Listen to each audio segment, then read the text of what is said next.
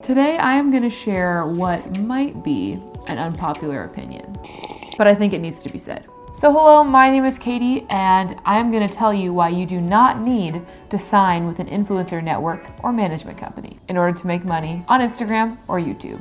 Let's go. So maybe you're new to this and you're not totally familiar with the industry yet. Let me give you a brief introduction to what exactly an influencer network or management company is. Basically, influencer networks work similarly to traditional ad agencies in that they match up companies that want to pay for advertising with media creators who are open to sharing those advertisements with their audiences. So in the past, where it would have been companies wanting to run print ads and magazines looking for advertisers, now it's companies who want their, fit tea to be promoted by an influencer on Instagram. That makes it all sound sketchy, and it's not, but that is kind of an example of how it works. Sometimes these influencer network or management companies work like marketplaces, like similar to sites like Upwork or Fiverr, where essentially you can create a profile about your Instagram presence or your YouTube channel,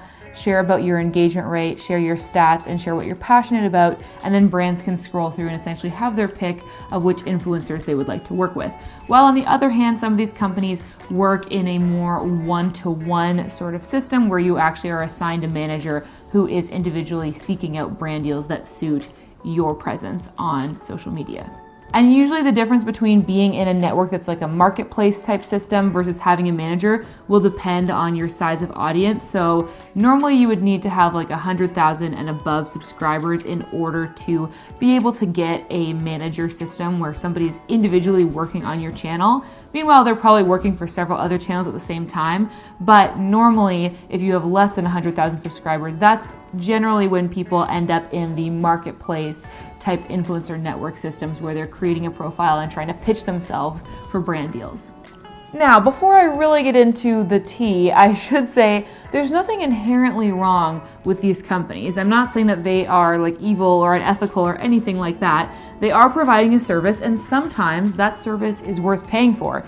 But what I want to focus on more in this video is the fact that I feel like there is a culture in the world of Instagram and YouTube where people feel like once they get to a certain level, once they grow their audience to a certain number, then that end goal is signing with a manager or signing with an influencer network. They think that is the be-all end-all of success on social media, when in reality, what I want to tell you is you don't need those companies in order to be successful. And actually, I think in a lot of cases, you are going to be financially better off to continue to be independent. So I'm not saying that any YouTuber or Instagram creator who is with these companies is like doing the wrong thing or they're making bad decisions. It might make sense for them, but I just want to tell you that the option is open to you to be successful and independent and run your own business and not depend on these networks or agencies. So with that being said, I'm going to tell you the 3 reasons why I think you do not need an agency or a network like this and how you can be successful as an independent creator online. Here's my theory. I think too many people who are Instagrammers or YouTubers see themselves as just somebody who makes videos about this, or just somebody who takes photos and shares captions about that, and they don't see themselves for what they truly are, which is a business owner and an entrepreneur. And I think if more people really took on that persona and embraced the fact that they are running their own small business, then instead of running to these managers or these marketplace style agencies, they would realize they can be their own PR person and they can broker their own brand deals and be successful totally independent from these other companies. So my overall message to you is realize you're an entrepreneur and start acting like it. And here's how to do that. The first reason why I don't think you need an influencer network to be financially successful as a YouTuber or Instagram, and why I personally choose not to seek out that kind of representation or help, is because if you do not use that kind of service, then you are still able to make 100% of the profit from the brand deals and collaborations that you do. Here's the thing that I didn't really explain earlier when I was setting up how this all works. The reason these companies can operate and are for-profit businesses is because normally how it works is they will take a percentage of whatever brand deals they find for you. So if you get a brand deal for Instagram that's paying $100, companies such as FameBit, for instance, take 10%. So therefore, they're going to be getting $10 of that. You're only going to get $90. And like I said before, this is a service and it can be worth paying for if you really want to do it. But I think too many people don't realize you don't have to do that. There are ways to get brand deals without having any kind of manager or influencer network, and that's how I personally do it. And that way, whatever price I negotiate for myself, that is 100% what I actually get paid. I don't have to give somebody else a percentage off the top for finding that brand deal for me. And I think especially for smaller creators, when the brand deals that you're going to be getting are not going to be like hugely lucrative at the beginning, you want to be able to get, every penny out of that opportunity. So if you're able to pitch and negotiate your own brand deals, then, you can get that payment instead of giving it away to somebody else. And because you're probably not going to be at a spot where you're overwhelmed with the number of brand deals you're getting, it's reasonable for you to be able to do that by yourself. And that brings me to my second point about this, which is you do have the power to negotiate on your own behalf. And again, I think this is something around the mindset of people feeling like I'm just a YouTuber, I'm not an entrepreneur.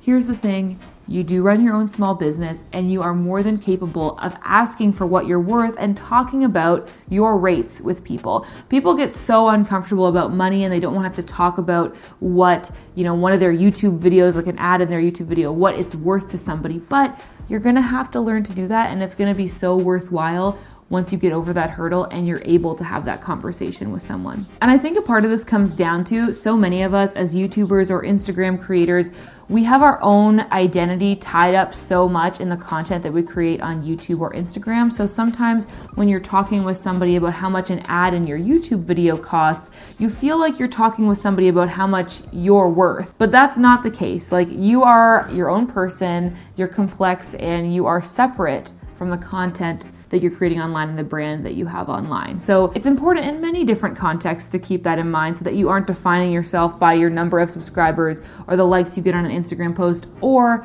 by the amount of money that a brand is willing to pay you to do a collaboration with them. So I think if you step outside of that mindset of like, I'm just a YouTuber and I'm defined by the content I create online, then you can be in a more level-headed space in order to actually negotiate with people and have that conversation about money in a way that's not going to feel as emotional to you. And it definitely pays off to be able to do this because, like I said in point 1, if you can do this for yourself, you stand to make more money because you aren't going to be paying somebody else a percentage of your brand deal earnings to do it for you. Now, I have heard of some people who feel pretty uncomfortable with the idea of negotiating for their own rates. They will create a fake email address that would be like maria@katiesteckly.com or whatever, and then pose as that person as your manager. So I would like talk from somebody else's point of view about myself, even though, it's just me, but it's a way of sort of taking yourself out of your own personal experience and then trying to make yourself sound more legit by like having a manager negotiate your rates for you, which I think is one clever way around this, where you can still maintain 100% of your earnings from brand deals, but you can feel a little less uncomfortable about speaking on your own behalf about your own worth. So that is an option, but I'll just tell you that's not what I choose to do. I am just hello@katiesteckly.com, and I am me, I represent myself, and I'm totally fine with telling a brand what an ad in my YouTube video is worth and what I expect to be paid for that, and that's the way it is. So I encourage you to work towards having that kind of confidence of just knowing this is what it's worth, and if somebody's not willing to pay that, then that's fine. I don't have to work with them.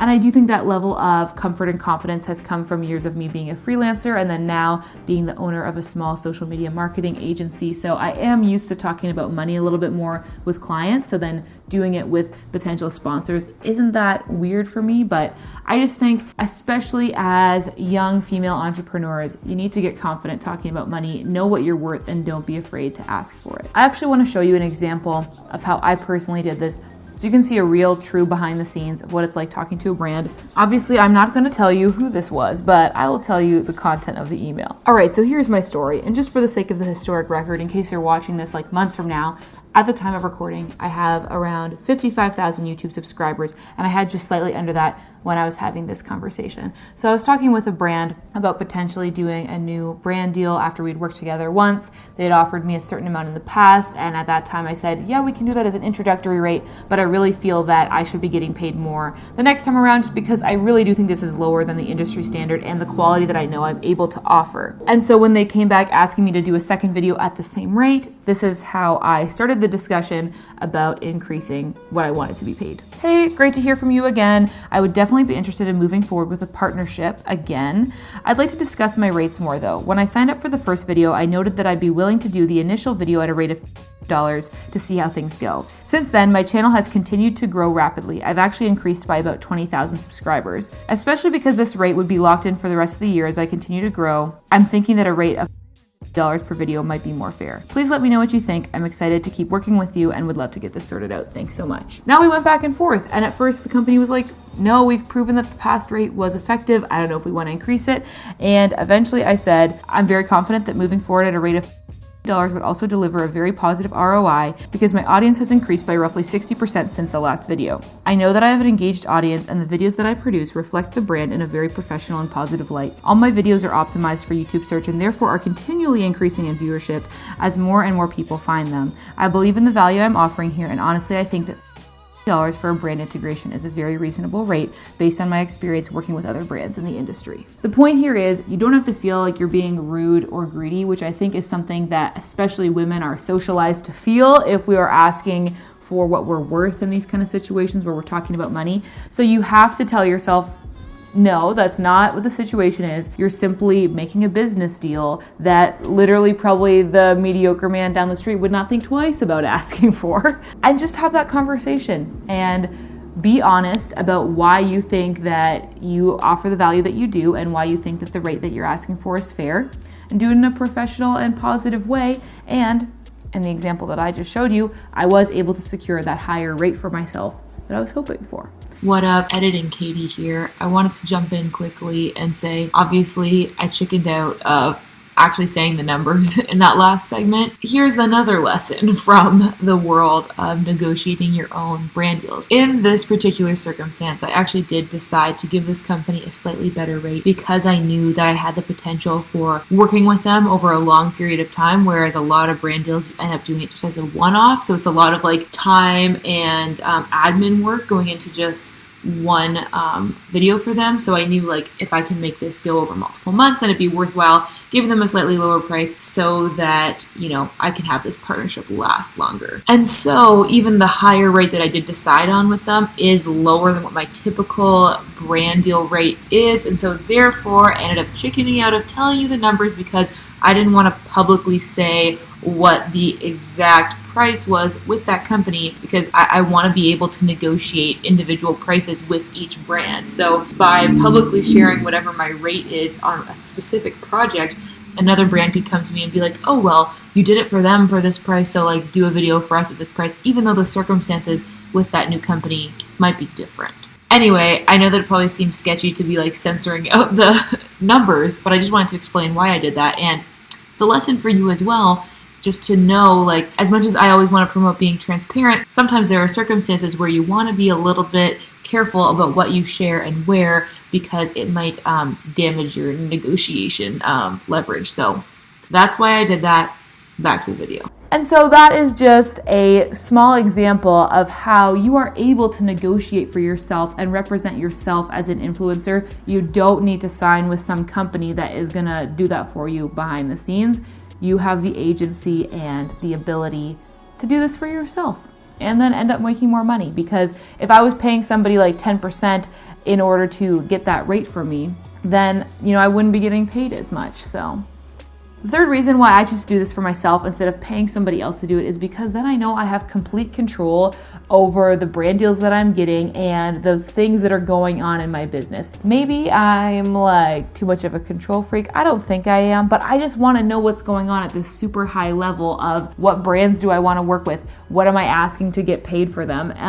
So I just rather do that myself and, you know, make more money because I'm the one doing it. Overall, I just really feel like a lot of people want to see the career path of being a YouTuber or an Instagram creator as a typical job where you can kind of like do your thing, and then like that payment stuff, like that just kind of happens like for me. Like, you know, I'll just like get paid if I do my work. But in reality, it is a small business. It is being an entrepreneur. And so that's why I think it's important for you as the creator to be super in touch with how you are making that money, where that income stream is coming from, and the best ways to negotiate in order to, you know, earn what you're worth. Honestly, does it make sense for some of the biggest creators on YouTube to hire managers to represent them? Sure. Because when it comes to the brand deal requests they are getting, the volume is astronomical. And so they might need a manager to deal with that because they literally just can't reply to all of those emails and still make their videos. So I get that. But just for the sake of transparency and so you can understand what this might look like for you, again, for somebody with about 50,000 subscribers, I probably get anywhere from like 3 to 7 brand deal request emails a week. Usually like 1 or 2 of those max turn out to be companies that I would actually want to work with and that are offering a fair rate and that I believe in and, you know, want to support. Plus, honestly, for me, I wouldn't really want to do more than like 2 brand deals a month because I feel like 1 every other week is like a decent pace where it doesn't feel like overwhelming, but, you know, still fits into the content schedule a little bit. So I can definitely manage that volume of brand deals on my own. So that is a very reasonable number to deal with, in my opinion, even on top of running my social media marketing business and doing all of my content creation. I'm able to find the time to reply to those emails and broker those brand deals for myself. So I think that it's a reasonable amount of work to take on, and I think for the amount of work it is, it makes sense to do it for yourself so that you can optimize the amount of money that you're making from these brand deals. Plus, at the end of the day, honestly, from my perspective as a business owner, if someday I would reach 100K plus subscribers and I'm really busy with a lot of brand deals, realistically, I would probably just get one of my team members to start answering emails for me and, you know, negotiating on my behalf because I trust them, I pay them an hourly rate, and, you know, then I would still have some insight into what is going on, and I would still be able to make more profit off of my brand deals than if I was paying a percentage. So just something to consider. So ultimately, the takeaway that I want you to have from this video, my fellow creator, is that you are indeed an entrepreneur, you're a small business owner, and you don't have to be afraid to negotiate for what you are worth. If you're curious about the life of running an online business and what that looks like in the day-to-day, then definitely watch this video that I made. It is a nothing held back, true portrayal of what a day in my life looks like and might be interesting for you. So I'd love for you to watch it. As always, thank you so much for watching this video, and I will see you in that one. Okay, bye.